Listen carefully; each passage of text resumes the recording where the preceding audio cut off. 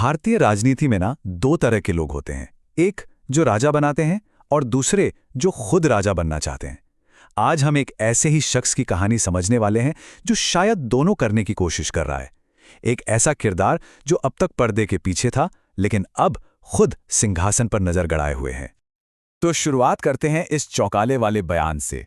ये सिर्फ एक आरोप नहीं है, ये बिहार की राजनीति में एक नए भूचाल का इशारा है। और सवाल ये उठता है कि आखिर ये प्रशांत किशोर हैं कौन जो सीधे सीधे सत्ता को इस तरह से चुनौती दे रहे हैं। तो ये जो नाम है प्रशांत किशोर, अब ये सिर्फ एक चुनावी रणनीतिकार यानी पॉलिटिकल स्ट्रैटेजिस्ट नहीं रहे।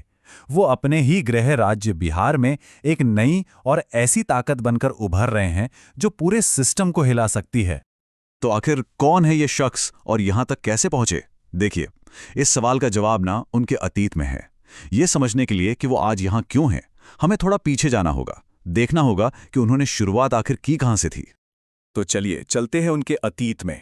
एक वक्त था जब प्रशांत किशोर का नाम पूरे भारत में सबसे कामयाब पॉलिटिकल स्ट्रैटेजिस्ट यानी कि किंग मेकर के तौर पर जाना जाता था। और उनका जो करियर चेंज था ना, वो भी कमाल का था। सोचिए, यूनाइटेड नेशंस में पब्लिक हेल्थ का काम, वो भी 8 साल तक, और फिर वहां से सीधे भारतीय राजनीति की इस दुनिया में।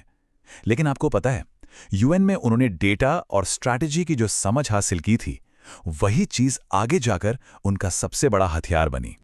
और फिर शुरू हुआ जीत का एक ऐसा सिलसिला कि सब देखते रह गए। 2014 में बीजेपी को फुल मेजॉरिटी, फिर अगले ही साल 2015 में उन्हीं के खिलाफ बिहार में महागठबंधन को जीत दिलवा दी। और 2021 आते आते बंगाल हो या तमिलनाडु, प्रशांत किशोर का नाम जीत की गारंटी बन चुका था। लेकिन जो चीज उन्हें सबसे अलग बनाती है वो है उनका किसी भी आइडियोलॉजी से बंधा न होना। मतलब बीजेपी के लिए भी काम किया, कांग्रेस के लिए भी, टीएमसी, आप, एक दूसरे के जो सबसे बड़े विरोधी हैं उन सब के लिए उन्होंने काम किया। और यही बात उन्हें भारतीय राजनीति में एक बिल्कुल ही अनोखा चेहरा बनाती है। लेकिन बिल्कुल अपने करियर के पीक पर, जब वो टॉप पर थे, प्रशांत किशोर ने एक ऐसा फैसला लिया जिसने सबको चौंका दिया।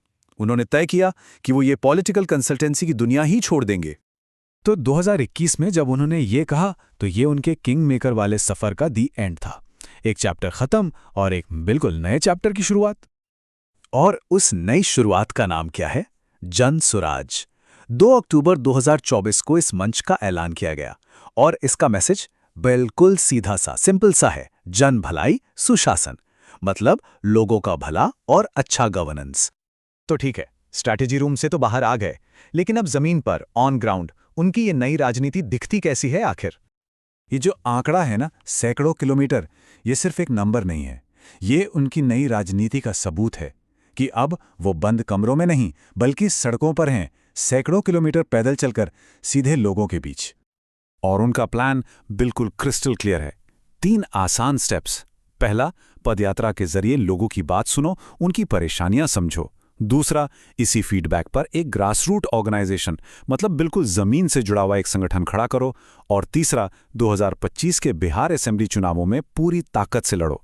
ये वही क्लासिक जमीनी राजनीति का ब्लूप्रिंट है जो वो दूसरों के लिए बनाते थे, अब वो इसे अपने लिए इस्तेमाल कर रहे हैं। तो अब कहानी वापस आती है आज के दौर में, जहां वो अब एक स्ट्रैटेजिस्ट नहीं, एक नेता हैं। और एक नेता के तौर पर उनके सामने चुनौतियां और विवाद दोनों ही कम नहीं हैं। देखिए, उनके राजनीतिक इरादों को लेकर ना 2 अलग-अलग थ्योरीज चलती हैं।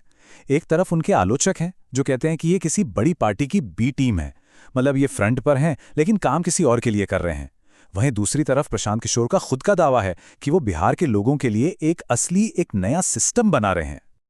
और उनके अभी की स्ट्रैटेजी, वो बिहार के पुराने राजनीतिक समीकरणों को तोड़ने की कोशिश कर रहे हैं। वो मुस्लिम समुदाय जैसे जरूरी वोट बैंक्स तक पहुंच रहे हैं, एक नया गठबंधन बनाने के लिए। ये एक ऐसा दांव है कि अगर चल गया तो बिहार की पूरी राजनीति बदल सकती है। तो आखिर में सबसे बड़ा सवाल यही है, वो किंग मेकर जो दूसरों को कुर्सी तक पहुंचाता था, क्या वो चुनावी जादूगर अब अपनी जिंदगी की सबसे बड़ी लड़ाई खुद के लिए जीत पाएगा? इसका जवाब तो बस आने वाला वक्त ही देगा।